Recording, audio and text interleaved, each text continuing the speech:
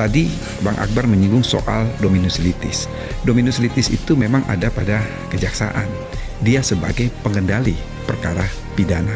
Tetapi harus diingat pula bahwa meskipun dia sebagai pengendali perkara pidana, tetapi asas diferensiasi fungsional itu harus kita pegang teguh.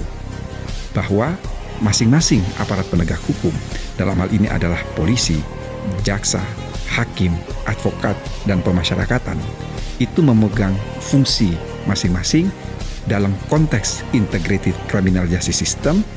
Ada saling pengawasan di antara sesama.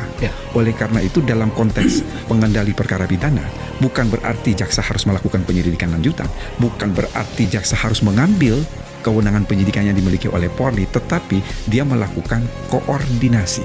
Koordinasi itu bukan koordinasi vertikal, tetapi koordinasi horizontal. Dia melakukan pengawasan. Bagaimana bentuk pengawasan? Sebetulnya sudah ada dalam KUHP. Ketika suatu perkara mulai disidik, maka dia harus memberitahukan kepada jaksa yang kita sebut dengan istilah SPDP, surat pemberitahuan dilakukan penyidikan. Kemudian jaksa juga melakukan pra penuntutan. Disitulah di satu sisi ada berjalan fungsi diferensiasi fungsional, tetapi di sisi lain integrated criminal justice system. Mengapa demikian? Sebab kalau kita membaca berbagai literatur terkait criminal procedural law, memang dalam sistem peradilan pidana itu kerja aparat penegak hukum yang satu akan membebani aparat penegak hukum yang lain. Kerja polisi itu membebani kerja jaksa. Kerja polisi dan kerja jaksa itu akan dievaluasi oleh hakim di pengadilan.